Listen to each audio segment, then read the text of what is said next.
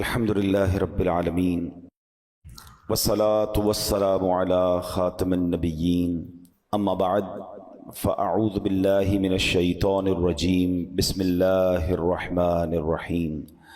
پڑھیے الصلاة والسلام علیک یا رسول اللہ وعلی آلک واصحابک یا حبیب اللہ. الصلاة والسلام علیک یا نبی اللہ وعلی آلک واصحابک یا نور اللہ. درود پاک پڑھنے کے بے شمار فضائل و برکات ہیں. بڑی مشہور حدیث ہے. اللہ کے نبی علیہ الصلوۃ والسلام فرماتے ہیں کہ جو جمعہ کے دن 200 بار درود پاک پڑھے اللہ اس کے 200 برس کے گناہ معاف فرما دیتا ہے. تو یہ ہمیں غور کرنا ہے اور ہمیں جمعے کے دن کثرت سے درود پاک پڑھنا ہے. آئیے مل کر محبت کے ساتھ بآواز بلند درود پاک پڑھ لیں. صلو علی الحبیب صلی اللہ تعالی علی محمد صلی اللہ علیہ وسلم. قرآن پاک کی وہ آیتیں جس میں رب کریم نے مومنوں سے براہ راست بات کی ہے، مسلمانوں سے براہ راست بات کی ہے اور فرمایا یا ایھا الذین آمنو، اے ایمان والو. وہ ہم نے انشاءاللہ سیریز کو لے کے چلنا ہے اور ہم نے اس بیان کا یا اس ٹاپک کا نام رکھا ہے قرآن کی باتیں. تو پہلی آیت ہم کور کر چکے تھے جس میں نبی پاک علیہ الصلوۃ والسلام کی شان بڑے شاندار انداز میں سورہ بقرہ کی وہ آیت تھی جس میں ہمیں یہ بتایا گیا تھا کہ اے ایمان والو پیارے آقا سے بات کیسے کرنی ہے. ان کو راعنا نہیں کہنا، ان کو انظرنا کہنا ہے. آج جو ہم نے آیت پڑھنی ہے قرآن پاک کی جس آیت کو سمجھنا ہے یہ بھی قرآن پاک کی سورہ بقرہ کی آیت ہے. پارہ نمبر 2 ہے اور آیت نمبر 153 ہے. بیوٹیفل آیت and so many good lessons from that آیت. اب وہ آیت کون سی ہے؟ بسم اللہ الرحمن الرحیم. یا ایھا الذین آمنوا استعینوا بالصبر والصلاۃ ان اللہ مع الصابرین. ترجمہ اس کا کیا ہے؟ اے ایمان والو صبر اور نماز سے مدد مانگو، بے شک اللہ صابروں کے ساتھ ہے. اب یہاں بہت خوبصورت باتیں ہمیں سیکھنی ہیں کہ صبر اور نماز سے مدد مانگو. قرآن ہمیں راستہ بتا رہا ہے کہ آپ کو ہیلپ چاہیے تو صبر اور نماز کے ذریعے آپ نے ہیلپ لینی ہے. اب اس کا مطلب یہ ہوا کہ عبادات کی ادائیگی، گناہوں سے رکنے اور نفسانی خواہشات پورا نہ کرنے پر صبر کیا جائے. اور نماز چونکہ تمام عبادات کی اصل ہے، اہل ایمان کی معراج ہے، اللہ اور بندے کے درمیان ایک بیوٹیفل کانٹیکٹ ہے، تو اس لیے اس سے بھی مدد طلب کرنے کا حکم دیا گیا ہے. یہ بھی یاد رہے کہ بدن پر باطنی اعمال میں سب سے سخت صبر ہے اور ظاہری اعمال میں سب سے مشکل نماز ہے. یہ بڑی اہم بات ہے. کچھ اعمال وہ ہیں جن کا تعلق دل سے ہوتا ہے، انسائٹ ہوتا ہے. انسائٹ اعمال میں سب سے مشکل کام کیا ہے؟ صبر کرنا. اور ظاہری عبادتوں میں، جسمانی عبادتوں میں سب سے مشکل کام کیا ہے؟ نماز پڑھنا. تو یہ 2 اہم کام دیے گئے کہ صبر اور نماز سے مدد چاہو. اچھا اب ہم دیکھتے ہیں کہ صبر اور نماز سے مدد ملتی کیسے ہے اور سرکار دو عالم صلی اللہ تعالی علیہ وسلم کا اس میں کیا معمول تھا. اب ذرا سنیے گا. اب نبی پاک علیہ الصلوۃ والسلام کا یہی معمول تھا. حضرت حذیفہ رضی اللہ تعالیٰ عنہ فرماتے ہیں نبی کریم علیہ الصلوۃ والسلام کو جب کوئی سخت مہم پیش آتی تو آپ علیہ الصلوۃ والسلام نماز میں مشغول ہو جاتے.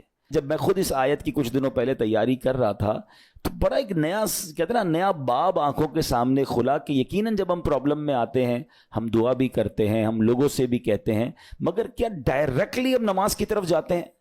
حالانکہ قرآن نے ہمیں پرابلمز کا سولوشن کیا دیا ہے کہ صبر اور نماز سے مدد چاہو. اب آگے چلیں. حضرت عمر فاروق کا بھی یہی عمل تھا کہ کوئی مشکل درپیش آتی تو آپ رضی اللہ تعالیٰ کو اگر کبھی اسلامی فوجوں کے آنے میں تاخیر پتہ چلتی، یعنی آپ چونکہ جنگوں کے لیے فوجوں کو روانہ کرتے تھے، بہت شاندار اسٹریٹجک پلانر تھے، تو اب فوج گئی اور ایکسپیکٹیشن یہ تھی کہ فلاں ٹائم کو واپس آ جائے گی. اس زمانے میں ٹیلی فون تو تھا نہیں، انٹرنیٹ تو تھا نہیں کہ لوکیشن شیئر ہو جائے گی یا کال آ جائے گی کہ سر ہم یہاں رکے ہوئے ہیں. اب ٹائم ہو جاتا اور فوج واپس نہ آتی نا تو آپ اب اس کو کیا کرتے کہ اب پتہ تو نہیں کیا ہوا ان کے ساتھ، خیریت سے آ جائیں، تو آپ نماز میں مشغول ہو جاتے، نماز کے لیے کھڑے ہو جاتے. اب کیا ہمارے ساتھ کبھی ایسا ہوتا ہے کہ ہمارا بچہ کہیں گیا ہے، اس کی خبر نہیں آ رہی، یا کوئی چیز ہماری آنی ہے ابھی تک پہنچی نہیں ہے، یا کوئی اچھی نیوز نہیں آ رہی ہے، تو ہم کیا اس کے لیے نماز کی طرف جاتے ہیں؟ یہ نبی پاک کا ہمیشہ معمول رہا. حضرت عبداللہ بن محمد حنفیہ رحمۃ اللہ تعالی علیہ فرماتے ہیں کہ میں اور میرے والد ایک انصاری رشتہ دار کے پاس عیادت کرنے گئے. جب نماز کا وقت ہوا تو انہوں نے اپنے اہل خانہ میں سے کسی کو پکارا کہ اے لڑکی وضو کا پانی لے آؤ اور ہمارے لیے نماز میں راحت پہنچاؤ, نماز پڑھ کر میں راحت پاؤں, جلدی سے وضو کا پانی لے آؤ. تو کہتے ہیں ہم نے ان انصاری شخصیت کے الفاظ پر بڑا تعجب کیا کہ نماز سے راحت کیسے ملتی ہے. تو انہوں نے کہا میں نے نبی پاک علیہ الصلوۃ والسلام کو فرماتے سنا ہے, اے بلال کھڑے ہو اور ہمیں نماز کے ذریعے راحت پہنچاؤ. It means namaz is a relaxation for all of us. نماز is the way to solve your problem. آپ کو جب کوئی پرابلم آئے نا, آپ اللہ کی بارگاہ میں نماز کے لیے کھڑے ہو جائیں. مکروہ وقت نہیں ہے, آپ نوافل پڑھنا شروع کر دیں. آپ دیکھیں نماز ہیلپ کرے گی آپ کی, نماز سے آپ کے لیے راحتیں ہو جائیں گی. آپ کی حضرت عبد الرحمن بن عوف کتنے بڑے صحابی ہیں رضی اللہ تعالیٰ. یہ وہ صحابی ہیں کہ جو عشرہ مبشرہ میں سے بھی ہیں, and he was billionaire on that time. سب سے امیر صحابہ میں جو نام آتے ہیں وہ حضرت عثمان غنی اور حضرت عبد الرحمن بن عوف رضی اللہ تعالیٰ کے نام آتے ہیں. آپ کا ایک بار بے ہوشی غشی طاری ہوئی, ٹھیک ہے, انکانشیس ہو گئے آپ. تو آپ کی والدہ نے کیا کیا؟ آپ کی والدہ, لوگ سمجھے کہ آپ کی جان نکل گئی ہے, آپ کی والدہ مسجد کی طرف چل پڑیں تاکہ وہاں جا کے نماز پڑھیں اور اس سے مدد حاصل کریں. جب حضرت عبد الرحمن بن عوف کو ہوش آیا نا, تو لوگوں نے کہا کہ آپ کی طبیعت کیسی ہے؟ تو آپ نے کہا کیا مجھ پر غشی طاری ہو گئی تھی ہیں؟ تو کہا جی. تو کہتے ہیں بے شک میری بے ہوشی میں میرے پاس 2 فرشتے آئے اور کہنے لگے تم چلتے نہیں کہ ہم تمہیں خدا کی بارگاہ میں لے جائیں اور تمہارے بارے میں فیصلے لیے جائیں. دوسرے فرشتے نے کہا انہیں لوٹا دو, یہ ان افراد میں سے ہے جن کے لیے ان کی ماؤں کے پیٹ میں ہی سعادت مندی لکھ دی گئی تھی, اور ان قریب اللہ تعالیٰ ان کے ذریعے ان کی اولاد کو جب تک چاہے گا نفع دے گا. اس کے بعد آپ رضی اللہ تعالیٰ 1 مہینہ مزید زندہ رہے, اس کے بعد انتقال ہوا. تو پتہ چلا کہ آپ کی والدہ نے نماز پڑھی, اللہ سے مدد مانگی اور آپ کو اللہ نے ایک نئی زندگی عطا فرمائی. تو آپ اپنی زندگی میں اس پریکٹس کو آج اس آیت سے دیکھیں. ہم نے کرنا کیا ہے؟ ہم جب بیان میں آئیں تو صرف بیان نہیں سننا ہے, ہم نے اللہ نے مجھے کہا کیا ہے. ہم اس ٹاپک کو لے کے اسی لیے چل رہے ہیں نا کہ میرے رب نے ڈائریکٹلی مجھ سے کیا بات کی ہے. تو آج اس آیت میں یہ لیسن مل رہا ہے کہ جب کسی پرابلم میں ہیں, کلیمٹی میں ہیں, تو اللہ کی طرف جانا ہے اور نماز سے مدد چاہنی ہے. وَاسْتَعِينُوا بِالصَّبْرِ وَالصَّلَاةِ. اچھا اب آپ دیکھیں پیارے آقا کی نماز کی کیسی عادت تھی. بادل گرجتے تھے, آندھی چلتی تھی, کسی بری خبر کی اطلاع آ رہی ہوتی تھی, نبی پاک نماز کی طرف چلے جاتے. اچھا آپ مجھے بتائیں نماز استسقاء کیا ہے؟ بارش نہیں ہو رہی ہے, پیارے آقا نماز پڑھا رہے ہیں. سورج گہن ہو رہا ہے, نبی پاک نماز پڑھا رہے ہیں. چاند گہن ہو رہا ہے, پیارے آقا نماز کی طرف. یعنی کس قدر اللہ کی طرف رجوع ہے. And whenever anything bad happen یا گوئنگ ٹو بیڈ ہیپن, ہونے والی لگ رہی ہے, کچھ بڑا ہونے والا ہے, ہمیں بھی تو خبریں آ رہی ہوتی ہے نا کہ بھائی کل بہت شدید بارش ہوگی, اللہ نہ کرے کوئی اور بری خبر ایکسپیکٹیشن ہے, آپ کو کاروبار میں کوئی ایسی خبر آنے کا ڈر ہے, یا آپ کی کوئی شپمنٹ جاری ہے, واٹ ایور آپ چاہتے ہیں ہر چیز بہتر ہو جائے. قرآن نے فارمولا دیا نا, وَاسْتَعِينُوا بِالصَّبْرِ وَالصَّلَاةِ.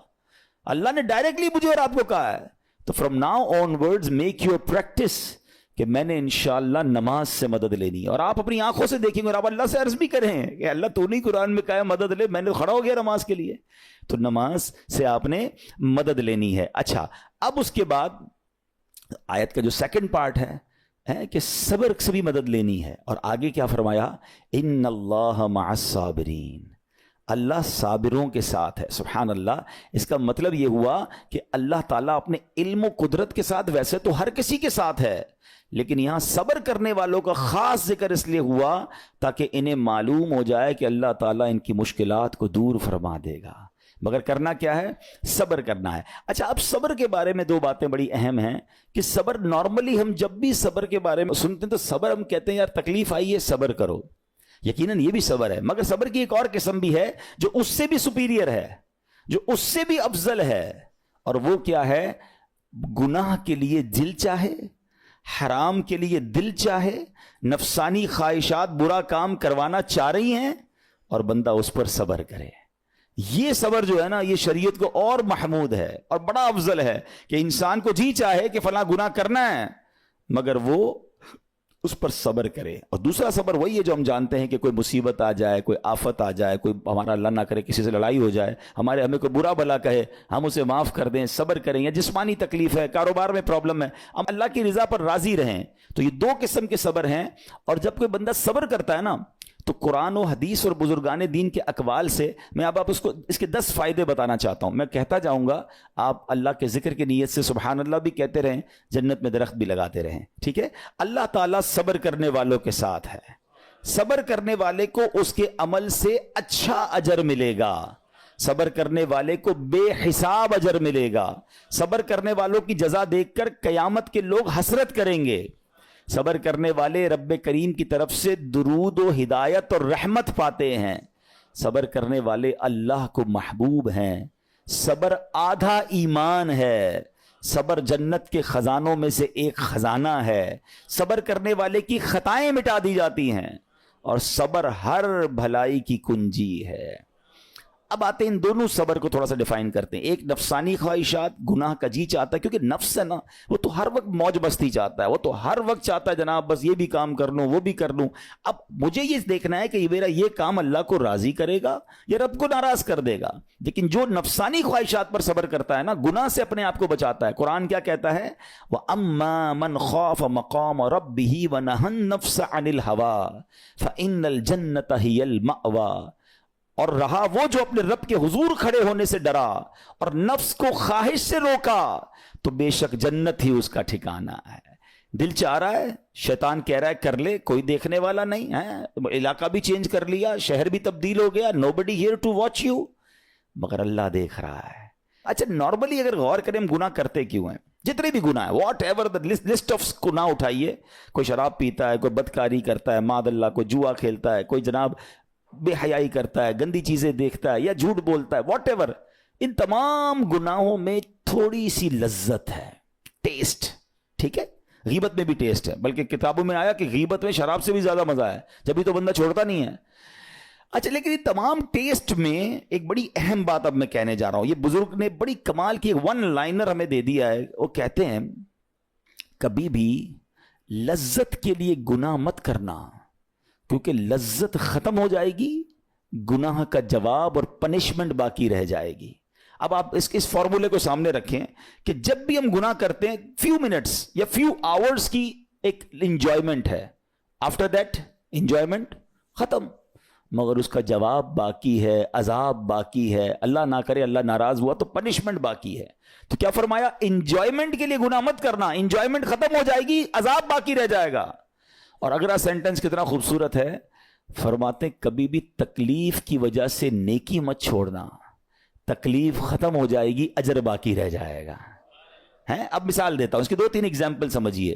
گناہ کی ایگزامپل تو آپ سمجھ گئے کہ کوئی بھی تھوڑی دیر کا گناہ کرتا ہے, لذت پاتا ہے, وہ گناہ ختم, عذاب باقی. اب نیکی میں کیا ہوتا ہے؟ فجر کے لیے اٹھنا, نیند آ رہی ہے, دل نہیں چاہ رہا, آپ اٹھے, آپ نے وضو کیا, فجر پڑھا, وہ اٹھنے کی تکلیف تو ختم ہو گئی نا, واپس سونا ہے تو سو جائیے, مگر فجر کا اجر اور ثواب باقی رہ گیا ہے. رمضان کے روزے ڈیفیکلٹ ہیں, لیکن افطار کے بعد تکلیف ختم ہو جاتی ہے, ہم کھاتے پیتے ہیں, موج کرتے ہیں, مگر ثواب باقی رہ جاتا ہے.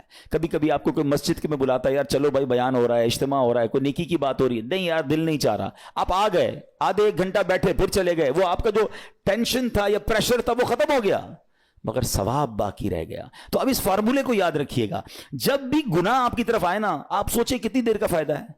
1 گھنٹہ دوستوں کے ساتھ بیٹھوں گا, بری باتیں کروں گا, 2 گھنٹے فلم دیکھوں گا, 2, 2.5, 3 گھنٹے, بس اس کے بعد جواب تو باقی ہے نا, قیامت تک اللہ کو جواب دینا پڑے گا. نہیں یار مجھے انجوائمنٹ کے لیے گناہ نہیں کرنا ہے. اور جب کوئی نیکی کا کام آئے اور آپ کو لگے یار دل نہیں چاہ رہا, مزہ نہیں آ رہا, بوریت ہوگی, چھوڑنا یار, تو بندہ سوچے کتنی دیر کی نیکی ہے, آدھے گھنٹے کی, 1 گھنٹے کی, بس 2 گھنٹے کی, اور ثواب باقی رہ جائے گا. Let's do it. اگر یہ بات سمجھ آ گئی نا آپ کو, تو انشاءاللہ دیکھیے گا گناہ سے بچنا اور نیکیاں کرنا آسان ہو جائے گا. تو اب کیا فرمایا قرآن نے کہ جس نے اپنے نفس کو روکا, کیا خوبصورت آیت ہے, وَأَمَّا مَنْ خَافَ مَقَامَ رَبِّهِ وَنَهَى النَّفْسَ عَنِ الْهَوَىٰ, اور رہا وہ جو اپنے رب کے حضور کھڑے ہونے سے ڈرا اور نفس کو خواہش سے روکا, تو بے شک جنت ہی اس کا ٹھکانہ ہے. اور ایک اور جگہ کمال سے فرمایا وَلِمَنْ خَافَ مَقَامَ رَبِّهِ جَنَّتَانِ, مبارک ہو ان کو جو اللہ سے ڈرتے ہیں نا, صبر کرتے ہیں, گناہ نہیں کرتے, رک جاتے ہیں. قرآن کہتا ہے جو اپنے رب کے حضور کھڑے ہونے سے ڈرے اس کے لیے 2 جنتیں ہیں, 1 نہیں 2 جنتیں ہیں. سورہ رحمان کی آیت ہے, تو پتا چلا کہ نفس کو روکنا یہ آسان بھی نہیں ہے. ہاں دل بہت چاہتا ہے, مگر یہ صبر جو ہے نا, ان اللہ مع الصابرین کا جو معراج ہے, جو ٹاپ آف دا لسٹ صبر ہے, وہ یہ صبر ہے. اچھا اب آتے ہیں ایک اور صبر کی صورت, کہ اب آپ کو کسی نے غصہ دلا دیا, برا بھلا کہا, یا آپ کے مزاج کے خلاف بات ہو گئی, اب آپ نے روکنا ہے اپنے آپ کو. اب غصے کا اظہار نہیں کرنا, لڑائی نہیں کرنی, گالی کا جواب گالی, اینٹ کا جواب پتھر, انگریزی کا مقولہ ہے نا ٹٹ فور ٹیٹ, جیسے کو تیسا نہیں. یہ ہماری شریعت ہمیں نہیں سکھاتی. اچھا آج کل کسی کو کہو نا یار آپ کیوں یار لڑائی کر رہے ہیں, بھائی میں جواب نہ دوں تو لوگ سمجھیں گے کمزور آدمی ہوں, مجھے اپنا روب بھی تو رکھنا ہے, میں بھی تو پتا چلے کون ہوں, اپنا بتاؤں تو صحیح کون ہوں. سچی بات پتہ ہے کیا ہے, جو ٹٹ فور ٹیٹ کرتا ہے, گالی کا جواب گالی سے دیتا ہے نا, وہ واقعی بتا دیتا ہے وہ کون ہے. وہ اپنا تعارف کروا رہا ہوتا ہے کہ یہ بھی ایسا ہے, میں بھی ویسا ہی ہوں. او بھائی. اچھا پھر ایک اور عجیب جملہ بڑا مشہور ہے آج کل, جناب ہم شریف کے ساتھ شریف ہیں, ہم بدماش کے ساتھ بدماش ہیں. مجھے آج تک سمجھ نہیں آئی یہ کون سا بٹن لگا ہوا ہے آپ کے اندر کہ شریف کے ساتھ آپ شریف ہو جاتے ہیں, بدماش آتا تو آپ بھی بدماش ہو جاتے ہیں. جناب والا, شریف آدمی شریف کے ساتھ بھی شریف ہوتا ہے, بدماش کے ساتھ بھی شریف ہوتا ہے. جب بھی تو وہ غلط آدمی اچھا ہوگا نا. نبی پاک علیہ الصلوۃ والسلام نے گالیاں سن کر دعائیں دی ہیں, پتھر برسانے والوں کو بھی دعائیں دی ہیں, مگر ہم تو تیار ہی رہتے ہیں, یار میں بتاؤں گا اس کو میں کون ہوں, ایک گالی دی ہے میں اس کے ساتھ پشتوں کو گالیاں دوں گا. تو پھر آپ بھی ویسے ہی ہو گئے نا جناب. حدیث پاک کیا ہے, ہو از مور اسٹرانگر, ہو از مور پاورفل. اللہ کے حبیب علیہ الصلوۃ والسلام فرماتے ہیں کہ بہادر وہ نہیں, یہ بخاری شریف کی حدیث ہے, بہادر وہ نہیں جو پہلوان اور دوسرے کو پچھاڑ دے, بلکہ بہادر وہ ہے جو غصے کے وقت اپنے آپ کو قابو میں رکھے. اصل بہادری یہ ہے. تو اگر آپ نے واقعی صبر سے مدد لینی ہے, ان اللہ مع الصابرین کا مجدہ لینا ہے, تو بدلے نہیں لینا ہے, معاف کرنا ہے. ذرا مل کر میرے ساتھ شب قدر کی دعا دہرائیے گا, اللہم انک عفو کریم تحب العفو فاعف عنی, اللہم انک عفو کریم تحب العفو فاعف عنی, اللہم انک عفو کریم تحب العفو فاعف عنی. What is the meaning؟ اس دعا کا معنی کیا ہے؟ اللہم انک عفو, اے اللہ تو معاف کرنے والا ہے, تحب العفو معافی کو پسند کرتا ہے, فاعف عنی اللہ مجھے بھی معاف کر دے. ہم کیا کہہ رہے ہیں اللہ سے, اللہ مجھے معاف کر دے اور میرے سارے اگلے پچھلے گناہ معاف کر دے. مگر دیر از اے کوسچن, آپ نے معاف کر دیا سب کو؟ بندہ کہتا نہیں میں تو انتظار میں بیٹھا ہوں, میں تو موقع کی تلاش میں, بس موقع ملے پھر بتاؤں گا میں کون ہوں. ہاتھ میں آ نہیں رہا بندہ, ٹرائی کر رہا ہوں کسی جگہ آ جائے, بس کوئی اس کے پیسے ویسے آ جائیں, کوئی اس کا معاملہ میرے پاس آ جائے, بس پھر دیکھو کیا کرتا ہوں. بیٹھے اس انتظار میں بیٹھے بہت سارے لوگ, کمال ہے یار. یعنی دشمنیاں پالی ہوئی ہیں, رشتہ داریاں کاٹی ہوئی ہیں, دوستوں کے پاس جا نہیں رہے ہیں, میاں بیوی میں لڑائی ہے, ایک سوری کے لیے بیوی گھر بیٹھی ہے, وہ کہتی شوہر سوری کہہ دے تو میں آ جاؤں گی, شوہر کہتا ہے بیوی معافی مانگ لے تو میں لے آؤں گا. ارے بھائی کوئی بھی آگے بڑھ کے معافی کر لو بھائی, اللہ سے معافیاں مانگ رہے ہو, بندوں کو معاف کرنے کے لیے کوئی تیار نہیں ہے. مجھے خود بتائے نا یہ کیسی دعا ہے کہ اے اللہ تو مجھے معاف کر دے, میں نے کسی کو معاف نہیں کرنا. یہ بنتی ہے دعا؟ اللہ سے پتہ ہے کیا کہیں, اے اللہ میں نے بندہ ہو کر تیرے سارے بندوں کو معاف کر دیا ہے, تو سب سے بڑا معاف کرنے والا ہے نا, اللہ تو بھی مجھے معاف کر دے. Look at the way to talk, یہ مزہ ہے نا بات کرنے کا, پھر دعا کرنے کا لطف بھی آئے گا آپ کو.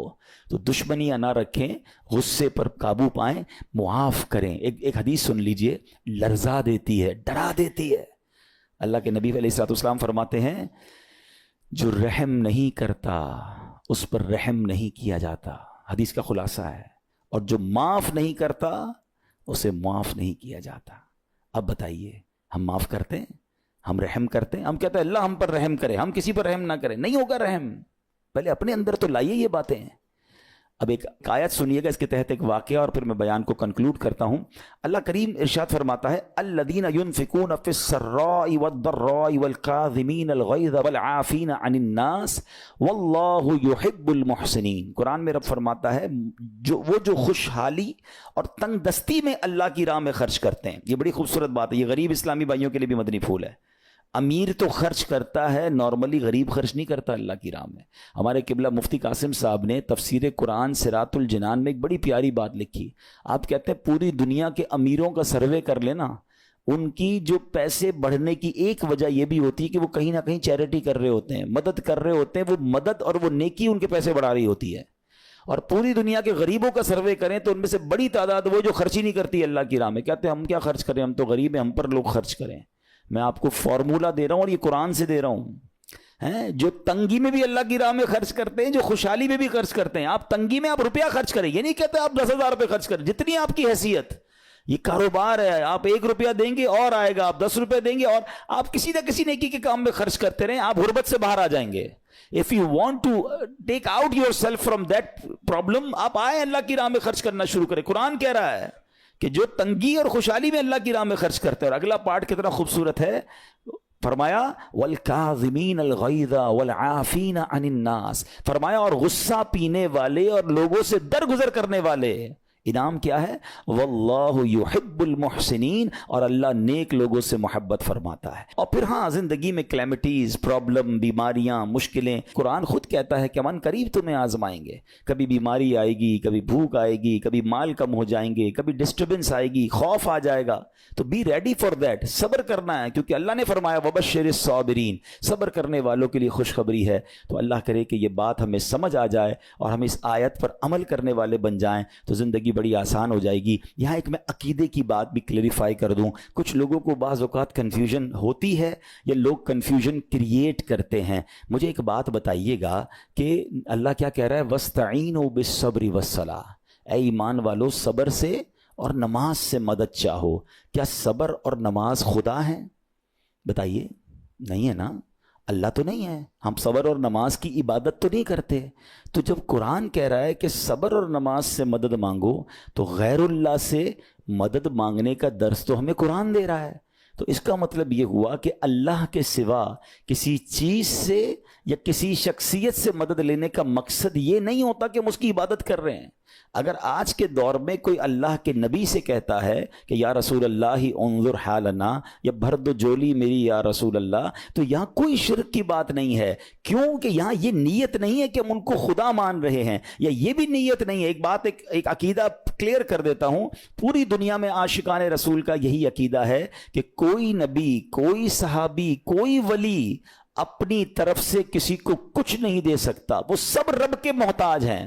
اللہ کسی کا محتاج نہیں ہے. جو اللہ کا ہے وہ اس کا اپنا ہے. ہاں اللہ نے اپنے مخصوص بندوں کو کچھ عطائیں کی ہوئی ہیں, کچھ پاورز دیے ہوئے ہیں, وہ اللہ کی عطا سے اگر کسی کو تقسیم کرتے ہیں تو اس میں کوئی پرابلم نہیں ہے. قرآن کہہ رہا ہے اے ایمان والو صبر اور نماز سے مدد چاہو. یہاں ایک اور بات سمجھنی ہے. دنیاوی طور پہ بھی کیا ہوتا ہے کہ آپ کسی کوئی باس ہوتا ہے, اپنے کسی مینیجر کو پاور آف اٹارنی دے دیتا ہے کہ یہ تمہارے پاس اس پراپرٹی کا پاور ہے, تمہارے پاس فلاں چیز کا پاور ہے. وہ اس پاور کے بہاف پر وہ کام کر دیتا ہے, مگر کوئی یہ نہیں کہتا کہ he is the owner. Actually he have attorney, he have power of attorney. بالکل ہمارا بھی عقیدہ یہ ہے کہ اللہ نے اپنے کچھ مخصوص بندوں کو, اپنے پیاروں کو کچھ اختیارات عطا فرمائے ہیں, اور جب وہ ان اختیارات پر عمل کرتے ہیں تو ایکچولی وہ اللہ ہی کی عطا ہے. ہاں دنیا میں اگر کوئی یہ سمجھتا ہے کہ کوئی شخصیت یا کوئی بزرگ یا کوئی اللہ والے اپنی طرف سے دیتے ہیں, رب کا اس میں کوئی دخل نہیں, تو یہ شرک ہے, یہ بات درست نہیں ہے. ہمارا سب کا عقیدہ یہ ہے کہ جو کچھ دنیا میں اگر کسی ولی, نبی, صحابی کے پاس ہے وہ رب کا دیا ہوا ہے, رب کی عطا ہے, رب ان کو دیتا ہے, رب کو کوئی نہیں دیتا. رب کے پاس جو کچھ ہے وہ اس کا اپنا ہے. تو یہ کانسیپٹ بھی کلیئر ہوتا ہے قرآن پاک کی اس آیت سے. اللہ کریم سے دعا کرتے ہیں رب کریم ہم سب کی حاضری کو اپنی بارگاہ میں قبول فرمائے.